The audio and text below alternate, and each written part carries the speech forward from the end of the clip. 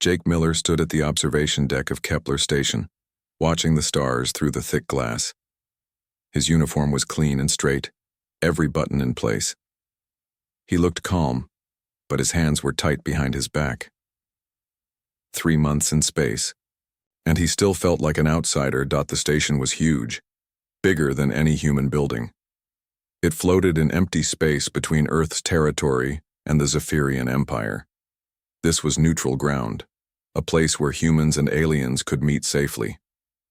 Jake was part of the first team ever sent to talk with the Zephyrians. "Miller, get to the meeting room. Now." The voice came through his radio. Captain Roy Hayes sounded tired. Jake walked through the station's long halls. The walls were made of some strange metal that seemed to glow. Everything here was built for both humans and Zephyrians to use. The doors were taller than normal and the lights changed colors sometimes. The meeting room was full of tension. Jake could feel it the moment he walked in. Dr. Lisa Parks stood at one end of the table, her face red with anger. She was the team's expert on alien life and cultures. Across from her were 3 Zephyrians. The aliens were tall and thin, with pale blue skin that seemed to shine. Their eyes were large and silver. They wore robes that moved like water. Jake had learned that Zephyrians could feel emotions from other people. They were very sensitive to feelings. "The Zephyrians are upset," Captain Hayes said quietly to Jake. "The meeting isn't going well." Jake looked at the aliens. Their leader, whose name was something like Veltar, was shaking slightly. The other 2 stood very close to him like they were protecting him from something. "What happened?"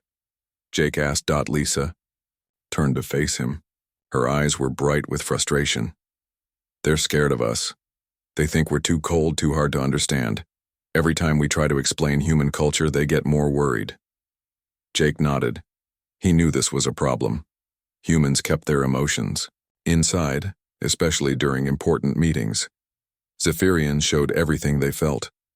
To them, humans probably seemed like robots. "Maybe we should try a different approach," Jake said in his usual calm voice. "That's exactly the problem," Lisa snapped. "You see, even now when everything is falling apart, you sound like you don't care at all." The Zephyrians moved closer, together when Lisa raised her voice. Their skin got darker, which Jake knew meant they were feeling bad emotions. "I do care," Jake said simply. "I just don't show it the same way you do." "No, you don't show it at all," Lisa said. She was really angry now. "You're like a machine, Jake. No feelings, no warmth, nothing. How can we make friends with aliens when half our team acts like they have no heart?" Jake felt something twist in his chest, but his face didn't change. He had learned long ago to keep his emotions locked away. It was safer that way. "Maybe that's what they need to see," Lisa continued. "Real human emotion, real feelings. Not this cold, empty act you put on." Captain Hayes stepped between them. "That's enough. We need to focus on the mission." But Lisa wasn't finished. She pointed at Jake. "You want to know why this isn't working? It's because you're cold-hearted, Miller. These aliens can feel emotions, and when they look at you, they feel nothing. Nothing at all. You're like a wall of ice." The words hit Jake harder than he expected. He stood still for a moment, then nodded once. "If that's what you think, then maybe I should stay out of the meetings." He turned and walked toward the door. Behind him, he heard one of the Zephyrians make a soft sound. When he looked back, Veltar was staring at him with those big silver eyes. For a second, Jake thought he saw something like sadness there. Jake spent the rest of the day in his small room, working on reports. The station's computer systems were fascinating. They were built using both human and Zephyrian technology. The aliens used energy in ways humans were just starting to understand. He pulled up files about Zephyrian culture, reading everything he could find. They were peaceful people who had never fought a war. Their whole society was based on sharing emotions and understanding each other's feelings. To them, hiding emotions was like lying. Jake understood why they were scared of humans. In the war against the hegemony 5 years ago, Jake had seen what happened when soldiers let their emotions take control. People died because of feelings. Fear made people run when they should fight. Anger made them fight when they should think. Love made them take stupid risks. Jake had learned to push all of that down, to think clearly no matter what happened. It had saved lives, but now, maybe it was causing problems. A soft alarm sounded through the station. Jake looked at his computer screen and saw a message that made his blood turn cold. Long-range sensors had picked up something coming toward them. Ships. Lots of ships. They were 3 days away and moving fast. Jake ran to the command center. Captain Hayes was already there looking at the big screen. The dots on the radar looked like a swarm of insects. "What are they?" Lisa asked. She had arrived just after Jake. "Unknown," Hayes said. "But there are hundreds of them, maybe thousands." Jake studied the sensor data. The ships were moving in perfect formation, all at exactly the same speed. No human fleet moved like that. Neither did Zephyrian ships. "Computer, analyze ship design and movement patterns," Jake said. The computer worked for a few seconds, then showed its answer. Jake felt his heart sink. "Devourers," he said quietly. Lisa looked at him. "What are devourers?" "Machine ships," Jake explained. "They're not alive, but they're not controlled by anyone either. They eat planets. They take all the metal, all the energy, everything useful, and they destroy anything alive." Captain Hayes was already reaching for the communication system. "All stations, this is Kepler Station. We have a problem." Jake looked at the screen again. The Devourer fleet was big enough to destroy everything in this part of space, and they were coming straight for the station. He thought about Lisa's words. Cold-hearted. Maybe she was right. But sometimes, when death was coming, being cold was the only way to think clearly enough to survive. The countdown had begun. 3 days to find a way to save everyone, human and Zephyrian alike. Jake Miller might be cold-hearted, but he was also their best hope. The Devourer fleet arrived early. Jake was in the command center when the alarm started screaming. The big screen showed hundreds of dark ships dropping out of faster-than-light travel. They looked like metal spiders, all sharp edges and glowing red lights. "They're 2 days ahead of schedule," Captain Hayes said, his voice tight with worry. The first attack came without warning. Red beams shot out from the Devourer ships, hitting the station's outer shields. The whole station shook like it was caught in an earthquake. "Return fire," Hayes ordered. Human missiles flew toward the enemy ships. They hit, but the explosions barely scratched the dark metal hulls. The Devourers kept coming. "Zephyrian ships, please respond," Lisa said into the radio. "We need your help." The alien ships were beautiful things that looked like they were made of crystalline light. They fired energy beams that were brighter than stars. But when the beams hit the Devourer ships, they just bounced off or got absorbed. "Our weapons aren't working," came Veltar's voice through the radio. He sounded scared. "These machines, they eat our energy. They make it part of themselves." Jake watched the battle on the screens. Every human missile, every Zephyrian energy blast just made the Devourers stronger. They were learning, adapting, becoming harder to hurt with each attack. "Captain," Jake said calmly, "we need to evacuate. Now." Hayes looked at him like he was crazy. "We can't just run away." "We're not running away," Jake said. "We're saving lives. Look at the numbers. They have 1,000 ships. We have 12. Our weapons don't work. Staying here means everyone dies." Another attack shook the station. This time pieces of metal fell from the ceiling. "He's right," Lisa said. She was watching the Zephyrian ships on screen. "But look at them. They're panicking." Jake could see what she meant. The Zephyrian ships were flying in circles, shooting at everything, not working together.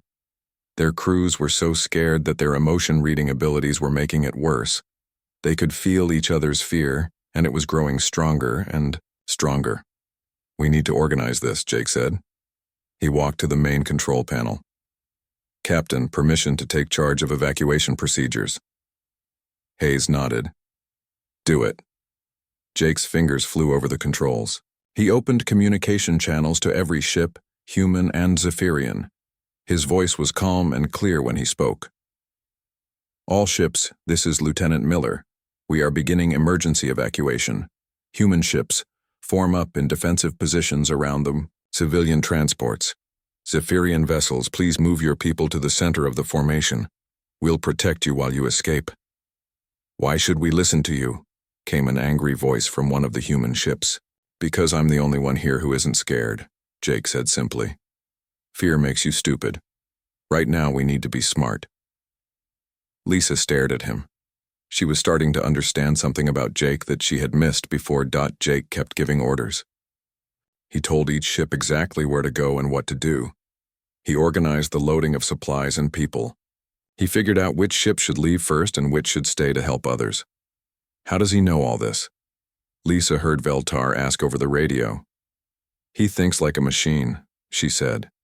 But this time it didn't sound like an insult. The evacuation was working. Ship after ship left the station, carrying humans and Zephyrians to safety. But the Devourers were getting closer, and their attacks were getting stronger. Sir, one of the human officers said to Captain Hayes, the fusion reactors are unstable. If they blow, the explosion will destroy the evacuation fleet. Jake looked at the reactor controls. Someone needs to shut them down manually. From the reactor core. That's a one-way trip, Hayes said quietly. The radiation down there will kill anyone in minutes. Not if they work fast enough, Jake said. He was already putting on a radiation suit. I can do it. Jake, no, Lisa said. There has to be another way. There isn't, Jake said. He checked the suit systems with the same calm he used for everything else. The manual controls are in the core. The computer access is damaged. Someone has to go down there. Lisa grabbed his arm. Why does it have to be you? Jake looked at her for a long moment. Because I'm good at shutting down my emotions and doing what needs to be done, even when it's hard. For the first time, Lisa saw past Jake's calm face. She saw the pain he kept hidden, the fear he never showed, the love for his fellow humans that he expressed by protecting them instead of hugging them. You're not cold-hearted, she said quietly. You're brave. Jake almost smiled. Same thing sometimes. He headed for the elevator that would take him to the reactor core. As the doors closed, he heard Lisa's voice over the radio. Jake, when you're done down there, you come back to us, you hear me? I'll try, he said. The reactor core was a nightmare of heat and radiation. Jake's suit beeped constantly, warning him about dangerous levels of energy. He worked as fast as he could, shutting down systems one by one. Outside, he could hear the battle getting worse. The Devourers were almost at the station. Jake, you need to get out of there, Captain Hayes said over the radio. We're leaving in 2 minutes. Reactors aren't stable yet, Jake said. His hands moved over the controls without shaking. Give me 5 more minutes.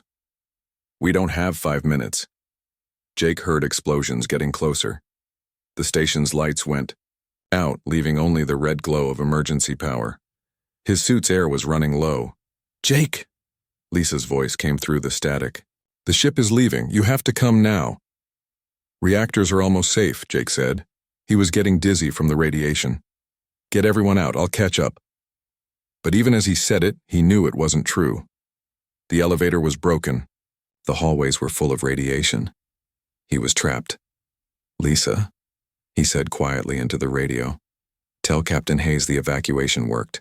Everyone got out. Don't you dare say goodbye to me, Jake Miller, Lisa said. Her voice was shaking. You find a way out of there. Jake finished the last shutdown sequence. The reactors were safe now. The fleet could escape without being destroyed. He sat down on the metal floor, his back against the wall. I'm sorry I called you cold-hearted, Lisa said. I was wrong about you. No, Jake said. You were right. I am cold. But sometimes cold is what people need. The radio went silent. Through the thick walls, Jake could hear the Devourer ships landing on the station. Metal feet walked through the halls above him. He closed his eyes and waited. At least everyone else was safe. But Jake Miller wasn't the kind of person who gave up easily. Even when things looked hopeless, his mind kept working, looking for solutions. The Devourers were machines. Machines could be understood. And if they could be understood, maybe they could be beaten. He opened his toolkit and started taking apart the broken elevator controls. If he was going to die here, he might as well learn something useful first. 3 weeks later, Lisa Park stood on the bridge of the rescue ship Aurora Dawn, staring at the dark shape of Kepler Station. The massive structure floated dead in space, no lights, no power, no signs of life. Scanning for survivors. The ship's officer said. No life signs detected. Lisa's heart sank, but she had expected this. No one could survive 3 weeks in a dead station with no power, no heat, no air. Still, she had to know for sure. Captain Hayes gave permission for a search. Team, she told the officer, I'm going aboard. Dr. Park, with respect, there's nothing left to find. I know, Lisa said quietly, but I need to see. The rescue team put on their spacesuits and took a small shuttle to the station. Lisa led them through the broken airlock and into the dark halls. Their flashlights made strange shadows on the walls. Everything was covered in ice. The temperature inside the station was far below freezing. Their breath made clouds inside their helmets. The Devourers stripped out most of the useful metal, one of the soldiers said, but they left the basic structure. Lisa wasn't listening. She was walking toward the elevator that led to the reactor core. The doors were bent and broken, but she managed to squeeze through. The elevator shaft was dark and cold. Lisa used her suit's rockets to fly down slowly. At the bottom, she found the reactor core door standing open. Jake, she called, even though she knew it was hopeless. Her flashlight beam moved around the room, showing broken equipment and frozen pipes. Then the light found something that made her gasp. In the center of the room was a strange cocoon made of metal and wires. It was about the size of a person, and it was connected to what looked like Devourer technology. Cables ran from the cocoon to jury-rigged power systems all around the room. What is that thing? One of the soldiers asked. Lisa walked closer. The metal shell was warm to the touch, even through her gloves. Inside, she could hear something that sounded like breathing. It's a hibernation chamber, she whispered. Someone built a hibernation chamber. She found the controls and started pressing buttons. The cocoon made a soft hissing sound, then began to open. Steam poured out as warm air met the cold room. Inside was Jake Miller. He was alive but changed. His skin was pale, almost blue, and there were thin lines of metal running under it like veins. His eyes opened slowly, and when they focused on Lisa, she saw that they now had a slight silver glow. Lisa? His voice was weak but clear. Did everyone get out? Yes, she said, tears freezing on her cheeks inside her helmet. Everyone's safe. How are you alive? Jake sat up slowly. His movements were stiff like a machine warming up. The Devourers left some of their technology behind. Broken pieces. I figured out how to use them. You've been here for 3 weeks? Mostly sleeping, Jake said. The hibernation chamber slowed down my body processes, saved air and heat. He looked at his hands, studying the metal lines in his skin. But I had to make some changes to survive. Lisa helped him stand. What kind of changes? The Devourer nanites, Jake said. Tiny machines in their technology. I had to let some of them into my system to make the hibernation work. They repaired damage, but they also altered things.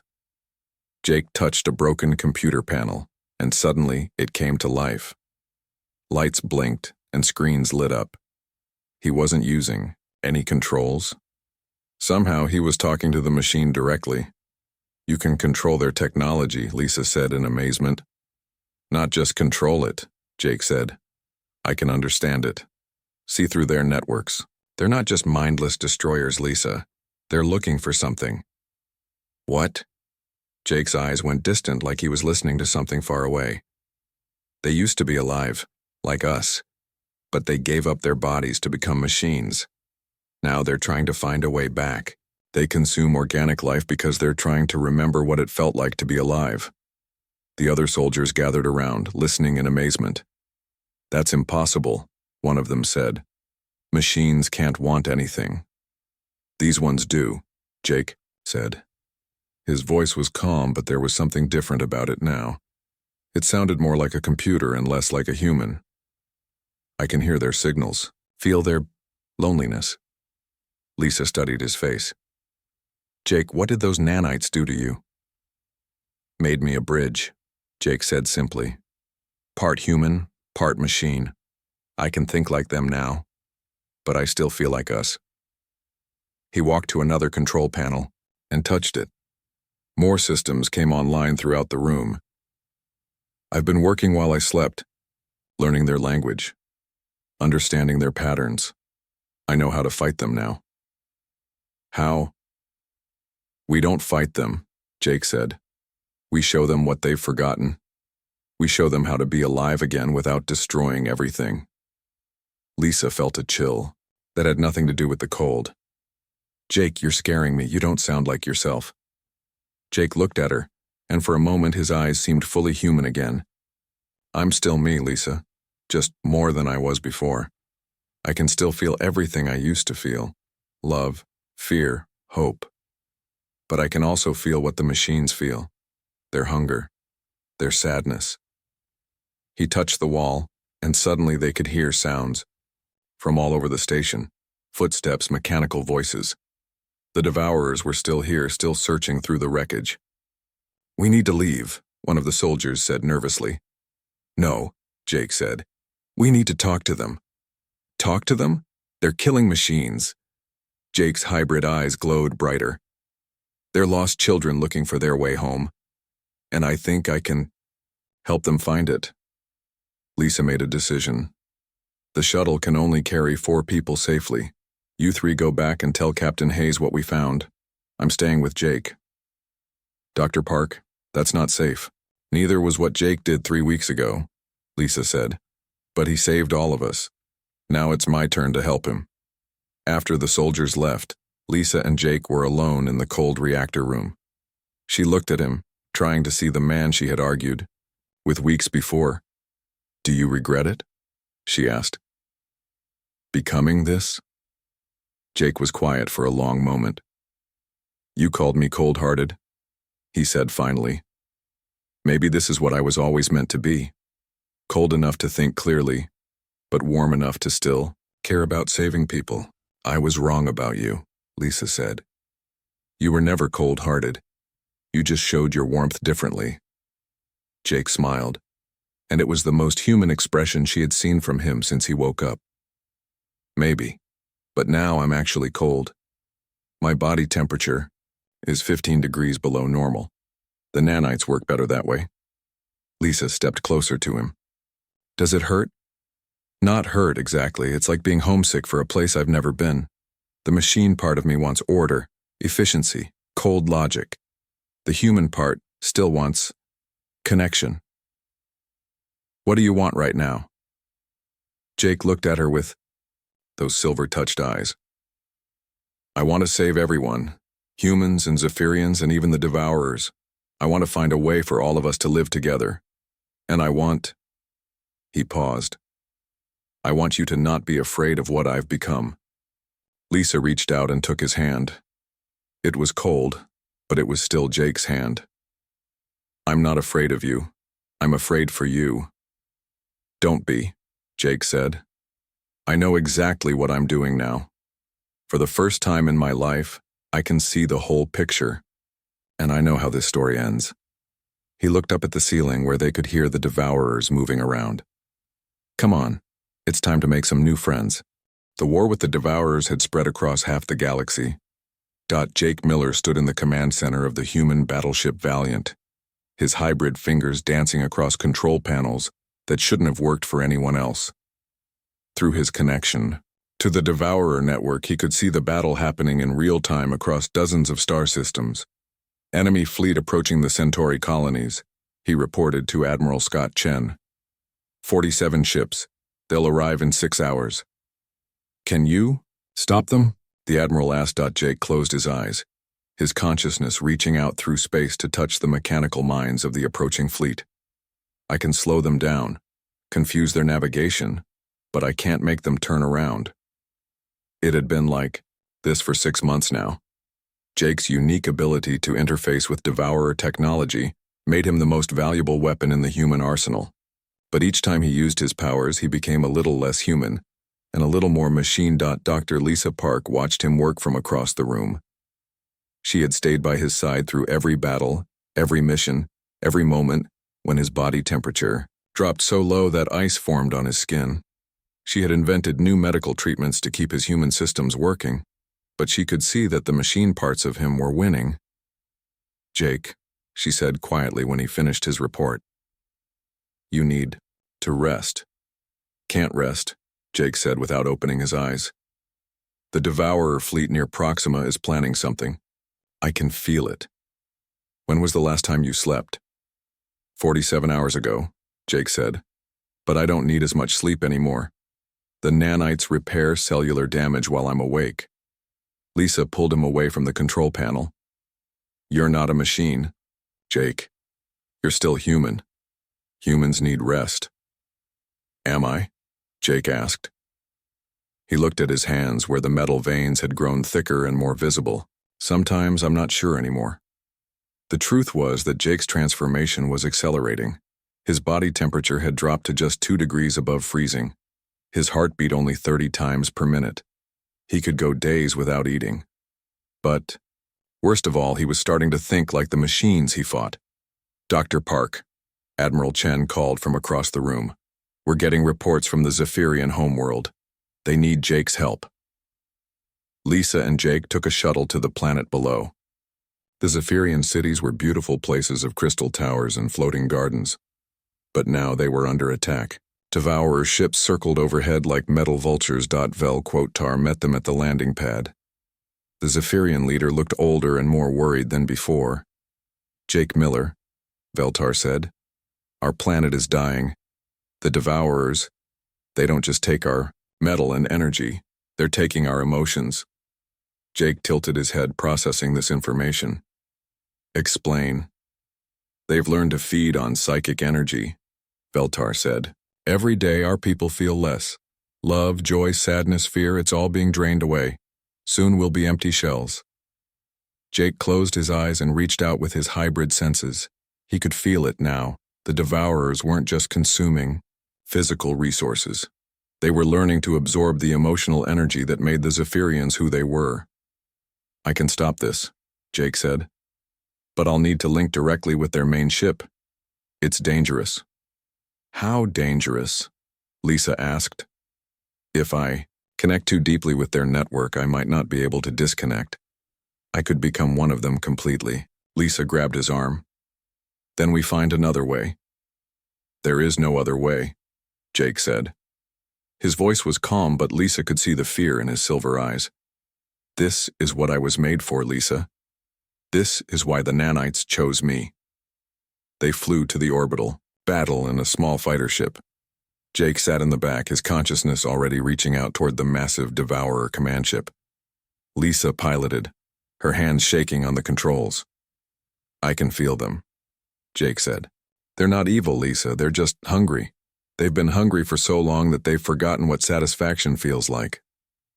"What are they hungry for?" "Connection," Jake said. "They gave up their bodies to become immortal, but they also gave up the ability to touch, to feel, to love. Now they're trying to get those feelings back by taking them from others." The command ship was enormous, a dark metal cathedral floating in space. As they got closer, Jake's connection to it grew stronger. "I can see their memories," he whispered. "They were once like us. They had families, dreams, art, music. But they thought logic was better than emotion. They thought machines were better than biology. So they traded their hearts for processors. And now they regret it?" "They can't regret," Jake said. "Regret is an emotion. But they can calculate that they lost something important. They can analyze what they gave up. And they can hunt for ways to get it back." The ship shuddered as Devourer fighters attacked them. Lisa flew through the battle, dodging energy beams and missile explosions. "Almost there," she said through gritted teeth.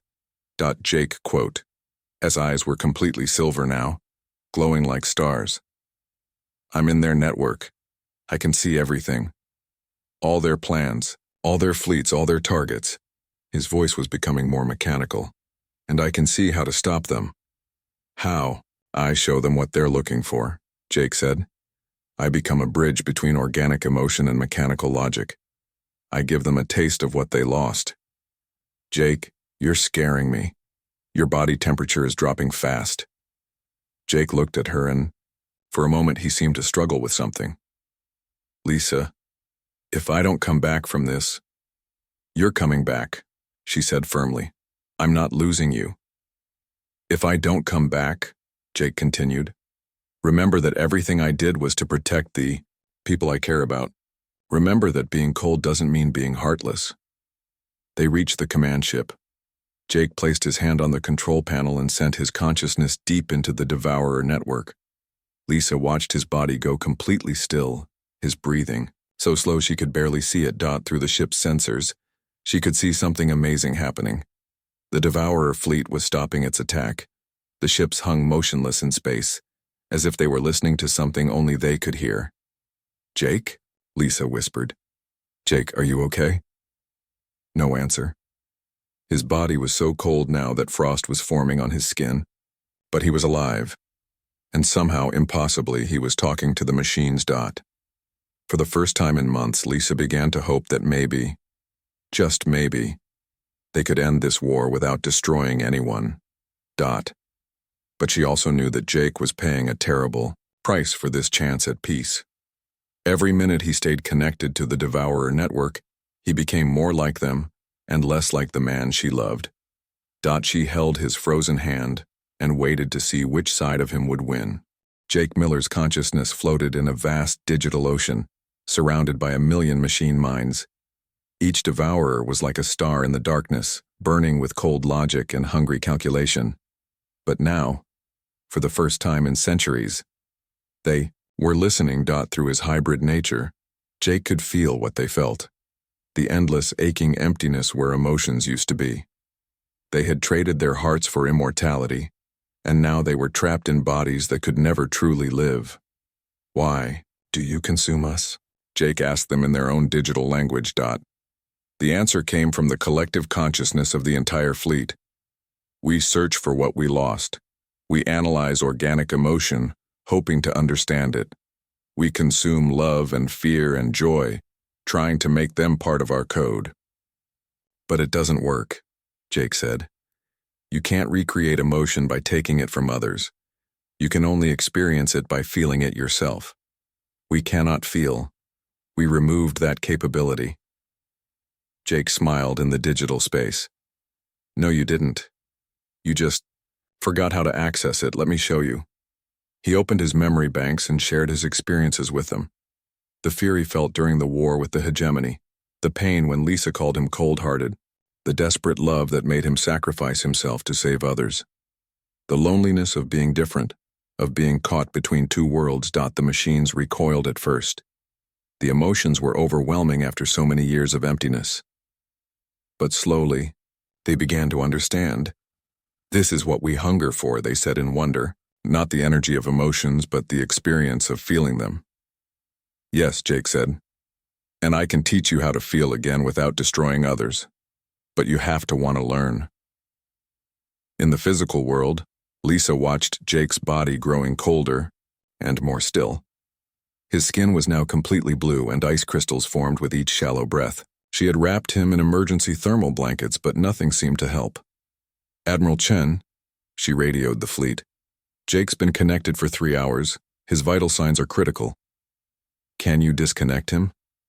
Not without risking permanent damage. He has to come back on his own. But Lisa was starting to fear that Jake was too deep in the machine network to find his way back to his human body. In the digital realm, Jake was teaching the Devourers something they had forgotten, how to create instead of consume. He showed them how to build art from mathematics, music from frequency patterns, love from logical care for others' well-being. You don't need organic bodies to feel, he explained. You need to remember that logic and emotion aren't opposites. They're partners. Emotion gives you something to care about. Logic shows you how to protect it. One by one, the Devourer ships began to change. Instead of consuming the planets below, They started building strange, beautiful structures that served no practical purpose except to be admired. The machines were learning to create art. "We understand now," the collective said to Jake. "We were not looking for emotions to steal. We were looking for a reason to feel them." "And what reason is that?" "Connection, community, love for something greater than ourselves." Jake felt a warm glow of satisfaction, but it was quickly followed by alarm. He was losing connection to his physical body. The longer he stayed in the network, the more he became like the machine's pure consciousness without flesh. "I have to go back now," he told them.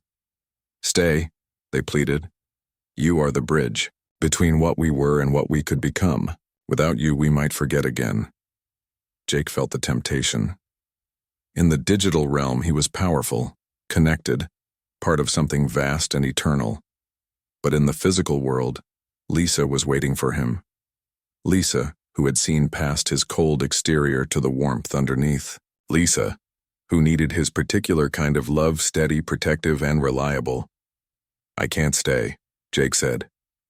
"But I can teach others to be bridges too.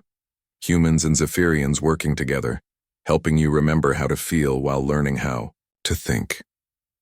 He began the difficult process of pulling his consciousness back into his frozen body. It was like trying to squeeze an ocean into a teacup. Most of what he had become would have to be left behind. Lisa saw his eyes flutter open, still glowing silver but somehow more human than before. "Jake, can you hear me?" "I'm here," he whispered, his voice barely audible. "Is it over?" Lisa looked at the screen showing the Devourer fleet. The dark ships were no longer attacking. Instead, they were working alongside human and Zephyrian vessels, building something new in the space between worlds. "It's over," she said. "You did it." Jake tried to sit up but couldn't. His body temperature was still dangerously low, and the nanites in his system were struggling to keep him alive. "I need," he started to say, then stopped. "What do you need?" Jake looked embarrassed. "Warmth. My body can't generate heat anymore. The nanites work better in cold, but the human parts of me are dying." Without hesitation, Lisa climbed into the narrow medical bed beside him. She wrapped her arms around his freezing body, sharing her warmth. "Better?" she asked. "Much better," Jake said. He was quiet for a moment, then added, "You called me cold-hearted." Lisa pressed closer to him, feeling his body temperature slowly begin to rise. "I was wrong. You're not cold-hearted. You're the kind of warm that doesn't waste heat. You save it all for the people who matter most." "The Devourers understand now," Jake said softly. "They learned that you can't take love from others. You can only give it away and hope it comes back to you." "Is that what you did? Gave your love away?" Jake smiled, and it was the most human expression Lisa had seen from him in months. "I gave it to everyone I could protect, but I saved the best of it for you." They lay together in the medical bay while outside, 3 different species worked side by side to build a new kind of civilization. The Devourers had stopped consuming and started creating. The Zephyrians shared their emotional wisdom. The humans provided the bridge between feeling and thinking, between warmth and cold. "What happens now?" Lisa asked. "Now we go home," Jake said. "The galaxy is safe, the war is over, and I have a lot of learning to do about being human again." "You're still human." Jake changed but human. Jake's hybrid eyes glowed softly in the darkness. "I'm something new, part human, part machine, but with a human heart. Maybe that's what the universe needed. Someone who could be cold when it was necessary, but warm when it mattered." Lisa kissed his forehead, and for the first time in months it felt warm instead of frozen. "You know what I think?" she said. "What?" "I think being cold-hearted was never your problem. Your problem was that you were too warm-hearted, so you had to pretend to be cold to protect yourself." Jake considered this. "Maybe, but I'm done pretending now." Outside their window, the stars shone brightly on a galaxy where machines had learned to feel. Organics had learned to think. and love had proven stronger than the cold emptiness of space. And in a small medical bay on a human ship, a man who had become something new held the woman who had helped him remember what it meant to be human. His body was still cold, but his heart was finally truly warm.